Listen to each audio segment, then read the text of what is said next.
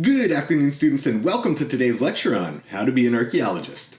I'm your professor, Dr. Rob Steffen, and today we are going to become masters of Greek pottery shapes. So, picture this. You're in a museum, standing in front of a gorgeous Greek vase, and then someone beside you says, "Nice jar."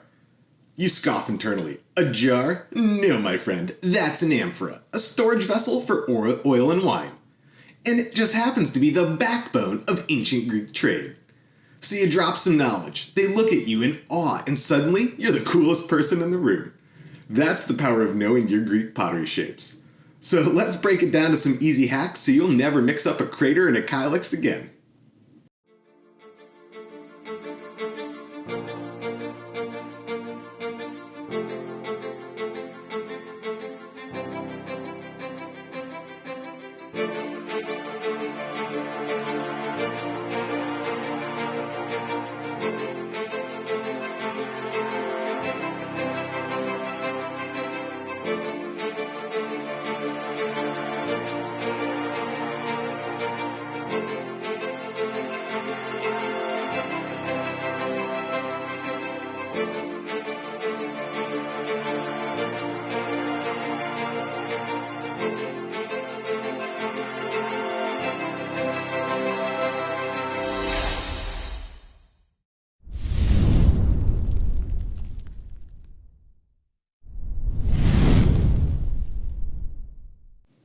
So first up, we've got an amphora, the workhorse of the ancient world. So if you see a tall, two-handled vessel with a narrow neck, congratulations, my friend, you've found yourself an amphora. These were the shipping containers of the ancient world. They were used to store wine, olive oil, and grains. They tended to have a pointed bottom, and that was designed for stacking in ships. If it has a flat bottom, it was meant for household use or even funerary use.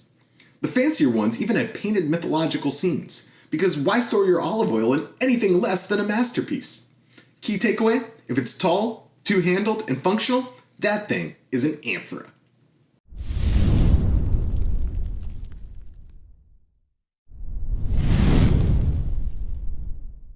Next up, we've got a crater, the ancient punch bowl. Now if you see a wide-mouthed, big-bellied two-handled vase, you've got yourself a crater on your hands.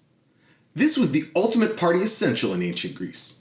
It was used to mix wine with water at symposia, because drinking straight wine was considered a little bit barbaric. Now there are different types. Volute craters have fancy scroll-like handles, column craters have straight ones, but they all did the same job, ensuring your party didn't turn into chaos, at least too quickly. If it looks like it could serve a crowd and has a lot of space for decoration, that, my friend, is a crater.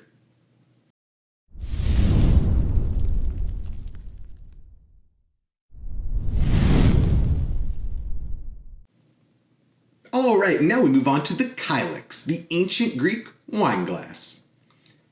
Ever seen a wide, shallow drinking cup with two little handles on the side? That's a kylix, the most common wine drinking vessel from ancient Greece. But here's the fun part.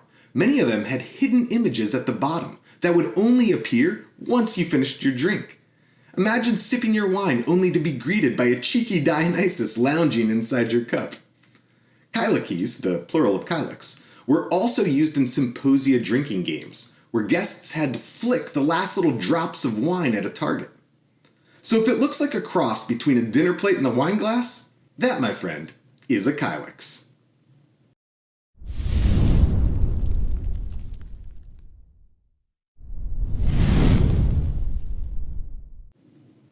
Alright, and to close out today, we've got the Lekythos and oinochoe, what I like to call the specialists. So now we've got the single-handled wonders. A lekythos is a tall, narrow oil flask, often used in funerary rituals. So if you see a delicate, white ground painting on it, chances are it was used to honor the dead. On the other hand, the oinochoe, say it with me again, oinochoe, is a jug for pouring wine, recognized by its signature curved handle and its spouted mouth. Quick rule of thumb, if it looks like it pours liquid, it's an oinochoe. If it looks like it holds oil and is a little too delicate to mess with, then you've got yourself a Lekythos.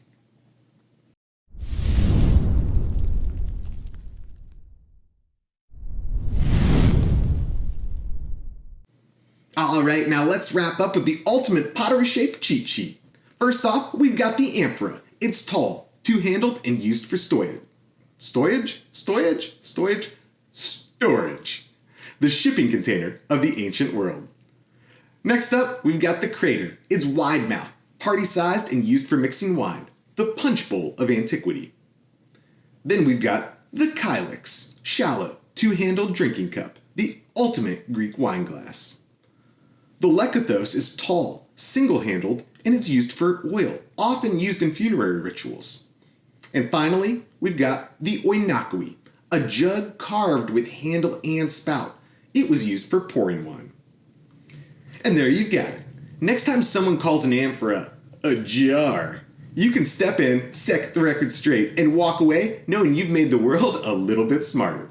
Now go forth and identify pottery like a legend.